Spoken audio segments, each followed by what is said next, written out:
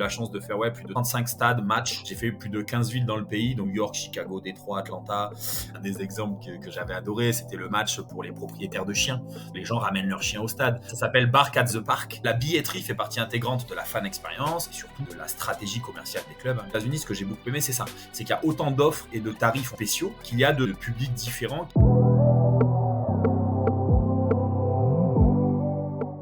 Hello, c'est Vanessa. Cela fait maintenant 6 ans que je suis créatrice de contenu dans le sport. J'ai ainsi construit une communauté de près de 400 000 professionnels et fans de sport. Bienvenue sur le podcast Champions du Digital, le podcast qui met en lumière les championnes et champions qui œuvrent dans l'ombre pour façonner le sport d'aujourd'hui et écrire le sport de demain. Dans ce podcast, vous retrouverez des interviews de professionnels qui apportent des réponses concrètes à un sujet tendance dans l'industrie du sport. Fan expérience, social media, Web3, e-sport, que vous soyez entrepreneur, professionnel ou bien étudiant, ce podcast est fait pour vous. Vous retrouverez également des épisodes courts qui mettent en lumière l'histoire inspirante d'une activation, d'un club, d'un entrepreneur ou d'une start-up. Enfin, si vous êtes étudiant ou étudiante ou en reconversion dans le milieu du sport, vous cherchez votre voie, sachez que des épisodes seront dédiés aux métiers et parcours. En parallèle de cela, je suis aussi consultante en social media dans le sport avec une spécialité sur TikTok. Bonne écoute!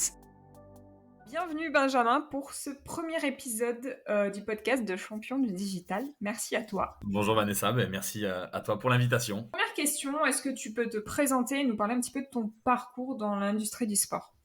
Ouais, bien sûr. Donc, j'ai 35 ans, je suis directeur commercial d'une société qui s'appelle Ticket Chainer, une solution de billetterie notamment à destination de clubs professionnels et d'organisateurs d'événements. Je suis passé par plusieurs clubs, les Girondins de Bordeaux, les Chamois Niortais, le Pau FC, sur des missions de responsable commercial, partenariat, sponsoring. J'ai aussi travaillé côté équipementier chez Puma et Ernest, où là aussi j'étais sur le côté sponsoring, mais du coup côté joueurs et équipe. Et puis voilà, je suis diplômé d'un master, d'un bachelor Kedge Bordeaux et d'un master Kedge Marseille, voilà, spécialisé dans le sport, marketing sportif. D'ailleurs, on s'est rencontrés, je crois, après les Girondins, puisqu'on a cette expérience en commun d'avoir été un petit peu formés à la communication aux Girondins de Bordeaux, voilà, s'ils nous écoutent. Exactement. Petite dédicace aux Girondins. Dédicace aux Girondins, exactement. Alors, l'idée de ce podcast, cet épisode, c'est de revenir sur tout ce qui est lié à la fan expérience et en particulier comment faire évoluer la fan expérience en 2023. Est-ce que pour commencer, tu pourrais nous donner ta définition de la fan expérience ? Pour moi, c'est assez simple, hein. La fan expérience, finalement, c'est ni plus ni moins que l'expérience client qu'on voit dans le commerce et dans le e-commerce et qu'on a, on va dire, interprété à la sauce sport, hein. Pour moi, c'est vraiment toutes ce qu'on appelle les interactions, les points de contact entre un spectateur, un supporter, un fan, n'importe qui, et le club, l'organisateur de l'événement. Donc tout ce qui est bien entendu avant l'événement, avant le match, tout ce qui est pendant et tout ce qui est après. Voilà, c'est des moments importants, le avant-après, parce que c'est vrai que parfois on a tendance à se concentrer sur le pendant. Et beaucoup, je trouve, en France, on a beaucoup un peu pris la mauvaise habitude de, quand on parle de fan expérience, de penser de suite au côté show, animation, spectacle, divertissement. Moi, souvent, quand je parle de fan expérience, on me parle du « Ah ben ouais, la mi-temps du Super Bowl ». Oui, entre autres. Mais malheureusement, la mi-temps du Super Bowl, je pense qu'il n'y a que eux qui sont capables de le faire. Et non, voilà, c'est vrai que la fan expérience, pour moi, c'est un truc à prendre de manière très globale à 360, et c'est de se dire, c'est beaucoup tout ce qui se passe avant, faciliter la vie du spectateur, le côté logistique, voilà, la prise d'infos, la planification de sa venue au stade, l'achat du billet, bien sûr, le trajet, etc. Et puis tout ce qui est après aussi, voilà, tout ce qu'on entend beaucoup parler de fidélisation, de tout ce qui est autour du CRM, de la data. Voilà, c'est des choses très importantes. Donc voilà, le avant, le après à pas négliger. Donc voilà, ces trois aspects-là. Et puis encore une fois, c'est toutes ces interactions. Comme tu le disais très justement, l'expérience fan, c'est au final de l'expérience client appliquée, par exemple pour nous à l'industrie du sport, mais c'est le même cas aussi pour la musique et toutes les autres industries. Et c'est vrai que moi, ce que je dis toujours, c'est que pour l'expérience fan, on peut prendre des exemples et s'inspirer aussi d'autres univers, la musique, le spectacle, le divertissement, puisque par exemple, on partage notamment les lieux, les stades avec le monde de la musique, donc il y a aussi des exemples hyper intéressants.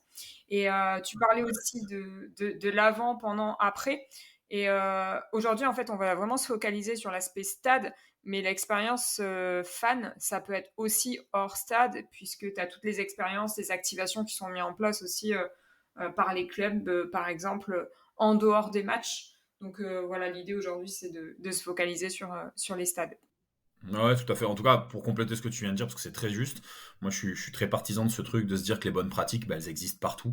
Et notamment parce que les spectateurs d'un match sont aussi le reste du temps bah, des clients et des consommateurs de plein d'autres choses, on va dire d'un point de vue très entertainment, les parcs d'attractions, les festivals, les salles de spectacle, puis tout ce qui est loisirs finalement, cinéma, concerts, les bowling, les restaurants, les bars, en fait tous les endroits où les gens vont aller et à la place de potentiellement aller au stade. Et moi, un des meilleurs exemples, c'est toujours Disneyland, hein, parce que c'est vrai que tout ce qui est relation client, accueil, satisfaction client, c'est vraiment leur priorité. Et je pense qu'en tout cas, il y a plein de bonnes pratiques à observer en dehors du sport, clairement. Et ça me fait penser qu'il y a quelques années, j'avais participé, il y avait des conférences à Marmande, normalement, alors c'est le Garo Rock, le festival de musique, et en fait, ils avaient organisé, si je me rappelle bien, ça s'appelait le Garo Camp, il me semble. C'était une semaine de conférences qui mettait en lien le sport et la musique, et j'avais trouvé ça hyper intéressant parce que l'expérience que tu vois sur un festival, tu peux trouver des bonnes pratiques pour le milieu du sport. Et par rapport à ce que tu dis, la parc d'attractions, moi-même, enfin, un exemple que je trouve excellent, c'est le Futuroscope. Ils sont tellement bons pour créer une expérience de A à Z où tout est facilité que voilà, c'est des bons exemples à utiliser.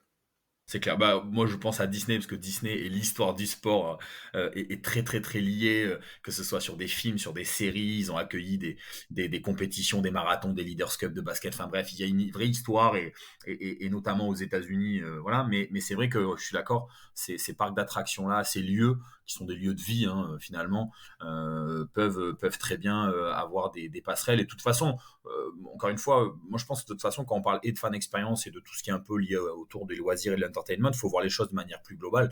Et en fait, c'est de se dire que la venue au stade pour certaines personnes, pour certains publics, bah, ça va être assimilé à un loisir en fait, sans être forcément un grand fan, sans être forcément voilà comme on dit un supporter hardcore, quelqu'un qui vient à tous les matchs. Donc c'est aussi le même esprit qu'un parc d'attractions ou un festival qui va être sur un one shot. Disneyland, même si on est tous des grands fans, ou Futuroscope, on n'y va pas 50 fois par an. Voilà, on y va à l'occasion et c'est la même chose. Par contre, il faut que quand on y aille, bah, le service et tout ce qui est expérience on va dire de divertissement soit de qualité, bien entendu. Sinon, c'est sûr qu'on n'y reviendra plus. Et c'est aussi tout est autour de ça, l'enjeu de bien définir le profil de des personnes qui viennent au Ouais. stade. C'est Boris Helleu, il y a très longtemps, je l'avais interviewé il y a très longtemps, je dirais il y a 35 ans.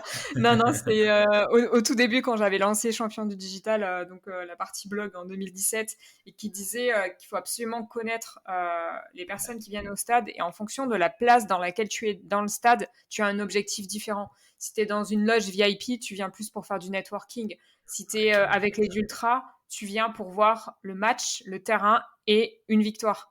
Si tu es Ouais. dans la loge famille, peut-être que tu vas venir pour passer un bon moment. Alors, c'est pas pour autant que tu veux voir une défaite, mais je veux Non. dire que les objectifs sont différents. Tu as fait le tour des Ouais. stades aux États-Unis. Avant de commencer à nous décrire un petit peu ton expérience, comment cette idée t'est venue et pourquoi tu as voulu faire ce voyage? Comment tu t'es organisé en amont? Combien, bah, en termes de logistique, peut-être combien ça Ouais. t'a coûté, enfin, de faire Ouais. un tour des stades? Bien sûr, bah, la genèse du projet, c'est l'opportunité de faire des stadium tours avec la Ligue de foot quand je travaillais au Chamois Niortais. Donc j'ai eu la chance de voir beaucoup de stades en France, Ligue 1, Ligue 2, et des stades même en Belgique et puis un peu à l'étranger par mes propres moyens, on va dire. Donc ça m'a vraiment donné envie d'aller voir ce qui se faisait ailleurs. À la base, c'était voilà sur l'Europe. Et puis au bout de plusieurs mois au Chamois Niortais, j'arrivais au bout de ma 4e saison. Voilà, j'avais l'impression un peu d'avoir fait le tour et je voulais faire autre chose. Voilà, je voulais couper, je voulais donc partir potentiellement voilà aux États-Unis pour étudier un peu leur modèle, leur business model. L'idée de base, c'était de se dire, je vais voir des matchs, je m'achète mes propres billets et je contacte les gens dans les clubs pour qu'ils m'accordent un petit moment pour visiter, parce que bien entendu, comme dans n'importe quel stade au monde, quand on achète une place grand public, on n'a pas accès à toutes les zones et à tous les espaces, bien entendu. Donc le but, c'était ça. Et voilà. Et j'ai eu franchement un super retour d'une majorité des clubs. J'ai fait plus de 15 villes dans le pays, donc New York, Chicago, Détroit, Atlanta, San Francisco, Los Angeles, Las Vegas, Phoenix. J'en oublie parmi, oui, je sais plus trop. Puis après le Texas, j'ai fait Dallas, Austin, San Antonio. Et le but, voilà, c'était vraiment, encore une fois, d'aller étudier. Donc, c'était des vacances. Hein, le but, c'était vraiment des vacances. Donc, et j'ai aussi, pour le coup, étudié des choses hors sport. Je suis allé voir voilà, le Roi Lion à Broadway. Je suis allé voir le Cirque du Soleil à Las Vegas. Je suis allé voir les studios Universal, on va dire l'équivalent un peu de Disney. Donc, voilà, j'ai aussi vu des choses comme ça pour essayer de m'inspirer. Toujours pareil, hein, parce qu'il y a des bonnes idées à prendre dans ces endroits-là, notamment Carrément, au ouais. studio Surtout Universal. C'est dingue. le Cirque du Soleil, Ouais. Universal, enfin, Ah ouais, non, ça doit être clairement, clairement. Ben, c'est ça, sur de l'accueil, sur la satisfaction client, sur la façon de traiter les gens, sur le suivi pour l'après, puisque moi, je reçois encore régulièrement des communications, des mails, voilà, de tous les endroits où j'ai pu aller. Donc voilà, c'était aussi l'idée de m'inspirer de ces choses-là, puis d'un point de vue aussi très touriste, vacancier, de profiter. Donc j'ai eu la chance de faire ouais, plus de 30-35 stades, matchs, parce que j'ai pas toujours vu des matchs, mais une bonne trentaine de matchs, et puis après des stades aussi que j'ai vus, on va dire, vides. Mais voilà, c'était top parce que beaucoup de gens m'ont accordé du temps, m'ont permis d'avoir des accès privilégiés, des bracelets VIP, des trucs pour essayer de pouvoir un peu regarder tout ce qui se passait là-bas. Et c'est bon, ça représentait bien entendu un budget. Ça a duré plus de 3 mois ce Stadium Tour et ça m'a coûté. J'ai pas pile poil parce que c'est vrai que finalement une fois que c'est fait après c'est un peu compliqué de se rendre compte mais c'était quand même un budget entre 10 12 et 15 000 euros.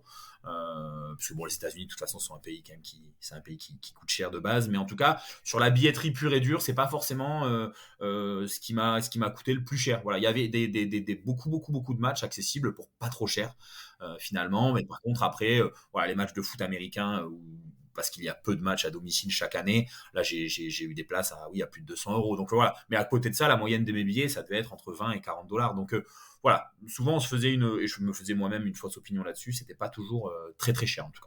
Évidemment, l'idée, c'est pas de comparer la France et les États-Unis, mais d'essayer de Non. comprendre un petit peu les bonnes pratiques qu'on pourrait réutiliser en Ouais. France. Souvent, enfin moi, quand je parle de fan expérience, que je discute, que je parle des États-Unis, alors j'y suis jamais allée, donc c'est difficile. Je parle de ce que j'ai vu, ce que j'ai entendu dans les podcasts, ce que j'ai lu, etc. Mais est-ce que toi, tu penses que c'est qu'une question de culture ou c'est aussi une question d'innovation? Quand en France, on te dit oui, mais les États-Unis, c'est une question de culture, ce qu'ils font avec les Mhm. fans. Bah, il y a un peu des deux, hein, honnêtement. Moi aussi, je passe parfois un peu pour, on va dire, le défenseur et un peu le côté groupie lié aux Américains. Après, moi, en fait, et c'est d'ailleurs pour faire un peu, tiens, référence à ce que tu disais par rapport à Boris Leu. En fait, là où les Américains sont très forts, c'est juste qu'ils ont réussi à créer un modèle qui répond aux Américains. Voilà, en fait, c'est tout. Je dis pas que c'est le meilleur modèle au monde, hein, mais là où ils sont très forts, c'est que c'est la base du business, hein, c'est un peu l'offre et la demande. Hein. Ils ont créé quelque chose. Ils ont créé un produit qui correspond aux Américains et aux Américains à tous les publics différents. C'est ça qui est très intéressant. Moi, un des plus gros points notables et que j'ai adoré aux États-Unis, c'est ce côté on va dire la billetterie fait partie intégrante de la fan expérience, mais aussi et surtout de la stratégie commerciale des clubs, hein, bien entendu. Et tu vois, tout à l'heure, tu disais que voilà, il y a plusieurs, on va dire, profils de public. En France, finalement, on fait assez vite le tour des profils, notamment quand on va sur une billetterie, on se rend compte qu'il n'y a pas non plus 300 tarifs avec des Ouais. offres à proprement parler. Donc c'est vrai qu'aux États-Unis, ce que j'ai beaucoup aimé, c'est ça, c'est qu'il y a autant d'offres et de tarifs, on va dire, spéciaux qu'il y a de publics différents qui peuvent potentiellement venir au stade. Et c'est ça qui est intéressant parce que du coup, ils essayent d'abord de savoir quel profil tu es pour ensuite te mettre l'offre en face. Donc c'est ça qui est assez intéressant, c'est que l'offre ticketing et siège, elle est hyper diversifiée, elle est hyper riche, mais en fait, elle offre une façon de consommer le match différemment. Encore une fois, c'est pas juste une place en tribune. Moi, j'ai eu la chance d'avoir accès à des tas d'endroits grâce à la place que j'avais prise, qui n'était pas forcément très cher, hein, mais des fois pour quelques dollars de plus, j'avais accès à une fan zone spéciale, j'aurais eu accès, bon, à dire à une kid zone si j'avais eu des gamins, des bars à ambiance, des vrais restaurants, des vrais bars, enfin je veux dire des vrais, c'est-à-dire voilà en dur, hein, c'est pas de la buvette, c'est vraiment en dur, au chaud, au Ouais, sec. d'accord. Voilà, des foot courts, des terrasses, les fameuses piscines, des tickets sans siège.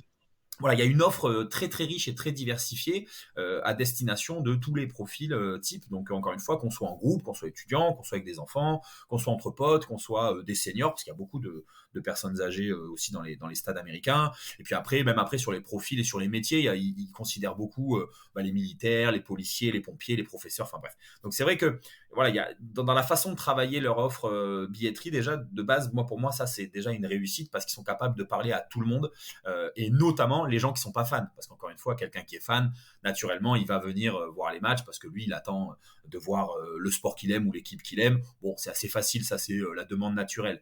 Mais là où ils sont très bons, les Américains, c'est surtout que toutes leurs arénas et leurs stades sont quasiment à guichet fermé à tous les matchs, quoi. Donc les stades et les salles sont bien dimensionnés finalement et sont souvent pleines.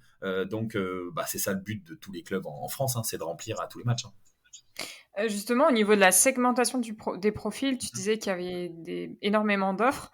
Là, tu prenais l'exemple, par exemple, les pompiers, etc. Enfin, Ouais. qu'est-ce que ça peut être comme type d'offre dédiée à ces profils-là? En fait, sur certains matchs, ils vont mettre des offres en place. Voilà, ils sont beaucoup dans cet esprit-là Après, il y a beaucoup de matchs. Alors, je vais parler notamment des sports où il y a beaucoup de matchs, type baseball, basket, hockey, où il y a voilà beaucoup de matchs par saison, beaucoup plus que sur du foot ou du basket ou du rugby en France. Donc, c'est vrai qu'ils ont l'occasion du coup de tenter plein de choses. Voilà, c'est ça qui est hyper intéressant. Il y a un des exemples que j'avais adoré, c'était le match pour les propriétaires de chiens. Donc, les gens ramènent leurs chiens au stade. C'est un truc, ça s'appelle Bark at the Park, l'opération. Énorme. Mais bon, ça se fait dans plusieurs clubs, notamment de baseball. Et moi, forcément, j'ai vu ce match-là, j'ai dit, mais il faut absolument que j'aille voir ce que c'est. Et c'était assez dingue. Avant d'y aller, je me suis dit, mais ils sont complètement fous, les mecs, pourquoi ils font ça? Et en fait, arrivé sur place, on se dit, mais c'est exceptionnel. Parce qu'en fait, peut-être que les gens qui étaient là ce jour-là avec leurs chiens, c'est des gens qui ne viennent pas le reste du temps parce qu'ils veulent pas laisser leur chien tout seul à la maison, parce que pour diverses raisons. Et là, ce jour-là, ça permet aux gens de venir avec leur meilleur ami. Le toutou, il est mis en avant et il est, on va dire, chouchouté, puisque forcément, il y a des entreprises qui viennent avec des dogs. Il y avait une dog zone, en fait, voilà, avec plein Génial. de prestataires autour de la vie des chiens, des chats. Enfin, c'était hyper intelligent. On remettait un petit bandana au chien à l'entrée. Le chien payait sa place, hein, bien entendu. Donc, c'est du business. Voilà, c'est très intelligent. C'est la fan expérience aussi pour l'animal, quoi. C'est même pas Exactement. le Ouais, chien ouais, pour ouais. l'humain. Mais il y avait des C'est zones où génial. ils pouvaient manger et boire, où il y avait des dégustations de croquettes, où il y avait bon la SPA qui était là, il y avait aussi des vétérinaires, des entreprises de vétérinaires et on va dire voilà très privées qui étaient là. Il y avait la dog cam pendant le match, donc les gens pouvaient montrer leur chien à la caméra. Moi j'ai pas de chien, mais j'adore les chiens. Je sais pas si je le ferai en France, mais par contre les gens qui ont un chien ou d'ailleurs un chat, mais je veux dire, on est un peu gaga de notre animal, donc c'est vrai que de permettre à ces gens-là de venir sur un match avec leur chien, mais ça marche hyper bien et ça se fait plusieurs fois par saison et c'est toujours un succès. C'était un match en plein après-midi, c'était un peu c'était le match de, on va dire, il y a des fois, au baseball notamment, il y a 2 ou 3 matchs d'affilée, donc jeudi, vendredi, samedi par exemple. Là, c'était un match du jeudi à 15h peut-être et il y avait un paquet de gens avec leurs chiens. Donc voilà, c'est des trucs tout bêtes, mais ça a permis de toucher un nouveau public. Voilà. Et ça, c'est toujours très Mais dur en France. On essaye de toucher les étudiants, on essaye de toucher les familles, etc. Eux, ils en sont arrivés à un niveau où ils parlent à tellement déjà de public qu'ils peuvent aller chercher les propriétaires de chiens. Mais pareil, alors pour répondre à la question initiale, sur les pompiers, les militaires, les infirmiers, etc., ils font des opérations avec tarifs spéciaux ce jour-là, où les d'accord. professeurs d'école, les maîtres d'école, les maîtresses d'école, voilà, ils vont faire un match un jour dans la saison où il y a un tarif spécial pour ce public-là, avec mise en avant, on va dire, des militaires, les remercier pour leur engagement, pour ce qu'ils font. Enfin, voilà, ils ont beaucoup ce truc-là de remercier, de mettre en avant, de valoriser. Et bien entendu, derrière, quand on dit valoriser, etc., c'est aussi monétiser, parce que forcément, on parle à un public en particulier sur un match, sur un one-shot. Donc ce jour-là, on peut imaginer qu'il y a beaucoup de gens, donc notamment, admettons, des pompiers ou des militaires, qui vont répondre présent parce qu'ils auront un tarif spécial, etc., etc. Donc c'est en ça que c'est intelligent, c'est qu'ils ont tellement de matchs par saison qu'ils sont capables, en tout cas, d'aller chercher une diversité de public qui est assez intéressante et voilà, ça marche très bien parce qu'ils le refont chaque année. Ils font même des gammes de collections merchandising en lien avec ça. Enfin bon, voilà, ça va très très loin dans le délire. Mais c'est hyper intéressant parce qu'en fait, non seulement ils sont très doués pour segmenter, mais là, c'est carrément de l'hyper-segmentation. Où là où en France, on va avoir de la segmentation sur VIP, étudiants, femmes. Par exemple, pour la journée de la femme, il y a un truc particulier, ça va pas forcément plus loin. Mais là, en fait, ça veut dire aussi que derrière, il y a sûrement tout un travail autour de la data parce qu'au final, la fan expérience, c'est pas juste arriver et lister des actions et se dire, bon, vas-y, pourquoi on n'essaierait pas telle action ou telle activation. C'est carrément analyser les profils pour ensuite proposer des choses. Et je pense qu'ils sont aussi dans la data, ils doivent être assez doués dans l'analyse des profils. Et tu disais quelque chose d'intéressant par rapport à ça aussi tout à l'heure.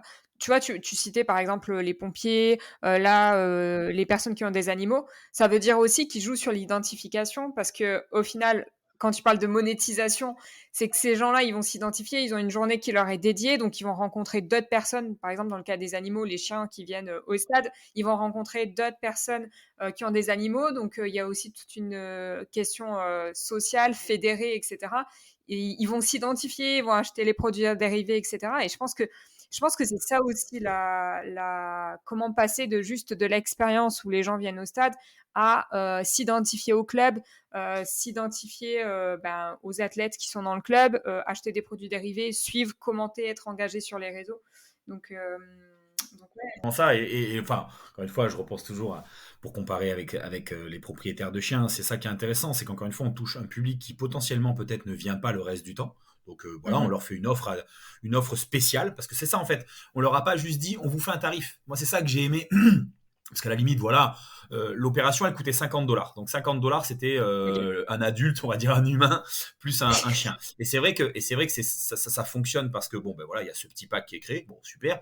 Mais ça va bien plus loin parce que la Dog Zone, là, honnêtement, moi, j'ai halluciné du nombre de prestataires qui étaient là, enfin de partenaires, de stands qui étaient là. Encore une fois, le match, limite, c'est un prétexte. En fait, c'est ça, c'est ce que tu as très justement dit. C'est limite une rencontre entre propriétaires de chiens, parce qu'on est tous un peu, enfin, encore une fois, moi, j'ai pas de chien, mais je vois très bien dans la rue les gens, quand ils ont des chiens au parc, etc., ils parlent entre eux, ils échangent, etc. Donc, c'est Carrément, ça qui est carrément. rigolo. C'est ça qui est rigolo et c'est ça qu'ils ont réussi à créer. Et ils font ça, encore une fois, pour bon, les enfants, bien sûr, les familles, enfin voilà, ils font ça pour tout un tas de choses pendant la saison et ça fonctionne. Et c'est ça, en fait, qui est intéressant, encore une fois, c'est cette multiplication des potentiellement points de contact avec des publics nouveaux, différents, mais surtout, ils vont au bout de l'offre. Voilà, c'est pas juste un tarif. Je compare souvent avec la tribune Crazy, par exemple, à la U Arena, que le Racing Métro met en place. Bon, ben là, c'est un truc, tu es allé au bout du bout, c'est-à-dire, tu veux toucher les étudiants, bah, tu crées une offre avant match, tu crées une offre pendant le match, tu fais des animations, voilà, ça c'est le bout du truc. Et là, je trouve que c'est intéressant parce que bah, voilà, la boucle est bouclée. Je vois beaucoup de clubs, malheureusement, qui font que un tarif et qui offrent pas une façon de consommer le match différemment. Encore une fois, si c'est juste un tarif parce que je suis étudiant, demandeur d'emploi, ou je ne sais quoi, ou senior, bon, c'est déjà pas mal, mais ça va pas donner envie à plein de gens de cette catégorie-là de venir. Ça va donner envie aux gens qui sont déjà fans d'avoir un tarif, c'est tout en fait. Ouais. Et c'est en ça que C'est les que là, Américains là aussi sont très forts. c'est qui crée cette identification. Et la question que je voulais te poser, tu sais, tu disais que tu reçois encore, plus de 2 ans après, des Ouais, communications des clubs. Je trouve qu'en France, il y a plein de bonnes choses qui sont mises en place au niveau de la fan expérience, des activations avant, pendant, enfin souvent ouais, c'est pendant au stade, ouais. à la fan zone, juste avant le match. Mais je trouve qu'il manque de la communication, c'est-à-dire que les clubs ne communiquent pas forcément assez et pas assez forcément de manière régulière auprès des publics qui veulent viser. Tu vois, tu vas avoir peut-être un article sur le site web te disant, ben voilà, Je suis d'accord. pour le prochain match, il y aura telles activations au stade, dans la fan zone. Mais si tu vas pas voir le site et si tu as loupé le seul tweet qu'il y a eu à ce sujet-là, il n'y a pas, je Mhm. trouve, assez de communication, ne serait-ce que pour montrer, tu vois, pour faire venir d'autres personnes. Ouais, Admettons, un club met en application met en place des activations, pardon, sur la fan zone, ils devraient ouais. communiquer, je sais pas, faire du contenu sur Ah, on est TikTok, d'accord. sur Ouais. Instagram. Et enfin, toi, quelles sont les best practices que tu as vues par rapport à ça? Bah, ça pour le coup, et moi j'adorais ce truc-là en fait, c'est que moi j'ai acheté tous mes billets sur les billetteries officielles des clubs, mais pour 99% du temps, c'était des billets que les abonnés revendaient. Voilà, c'est-à-dire la billetterie secondaire qu'on commence à voir de plus en plus en France, notamment voilà dans les clubs qui ont tendance à être un peu à guichet fermé, mais voilà PSG, Stade Ouais. Rochelet, voilà, il y a quelques exemples comme ça. Donc en fait c'était parce que tous les matchs sont à guichet fermé, c'est quasiment full tous les matchs. Donc en Ok. fait moi, j'ai acheté mon billet, donc encore une fois dans le cadre, on va dire officiel. Et dès lors que j'avais acheté mon billet, quelques jours après, j'allais avoir une première communication pour m'inciter à ce qu'on appelle l'upselling, c'est-à-dire tu as acheté une place, je dis au hasard, à $30, bah tiens, moyennant X dollars, 10, 15, $20, tu peux avoir peut-être la visite du stade en avant-match, tu peux aller sur la pelouse en avant-match, tu peux avoir une place dans un espace dit club VIP, dans lequel à l'intérieur tu vas avoir accès à des points de vente sympas et donc tu vas devoir tout payer, hein, mais tu as accès à un nouvel endroit.